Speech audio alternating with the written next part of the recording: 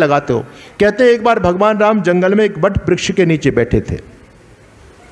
भगवती सीता भी उनके पास में बैठी हुई हैं, और जिस पेड़ के नीचे वो दोनों पति पत्नी बैठे हैं, उस पेड़ पर एक बहुत सुंदर लता, कहते हैं बेल को, एक लता चढ़ी हुई है, और उस लता ने पूरे पेड़ को अपने आप में समा लिया है। भगवती सीता कहती हैं भगवान राम से, प्रभु ये बेल कितनी सौभाग्यशाली है, इसको अपने जीवन में पेड़ का साथ मिला, इतने बड़े विशाल वट वृक्ष का साथ मिला। अगर ये पेड़ नहीं होता तो इस बेल की क्या औकात थी? उधर भगवान राम कहते हैं, नहीं सीते, ये बेल सौभाग्यशाली नहीं, सौभाग्यशाली तो ये पेड़ है। इसको अपने जीवन में इतनी सुंदर लता का साथ मिला है, अगर ये लता इसके ऊपर नहीं होती तो पेड़ की क्या शोभा थी, ये तो वैसे ही खड़ा हुआ था। भगवती सीता बेल को सौभाग्यशाली कह रही हैं, यानी बेल यानी अपने आप को बता रही हैं।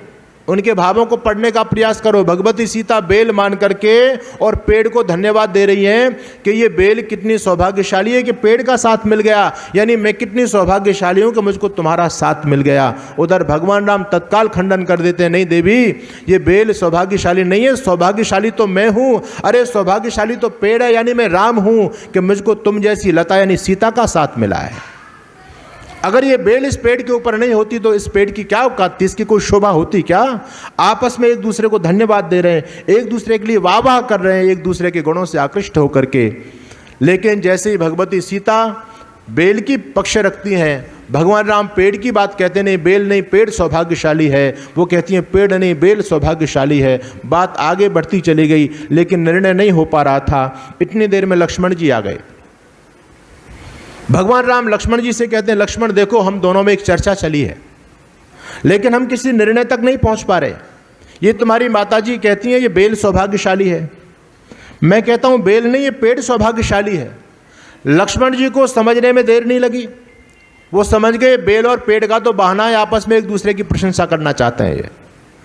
इसलिए भगवान राम कहते हैं लक्ष्मण तुम ही जजमेंट करो, तुम ही निर्णय करो कि कौन सौभाग्यशाली है।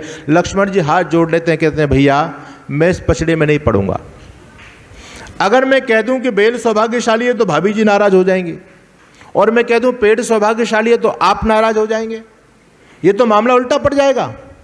अगर आप मेरे जजमेंट को सुनना चाहते हैं और यदि मेरी बात से आप नाराज ना हो तब तो मैं कुछ बात कह सकता हूं। भगवान राम ने कहा लक्ष्मण तुम ही जजमेंट करो, तुम जिसको भी सौभाग्यशाली बताओगे हम दोनों को स्वीकार होगा।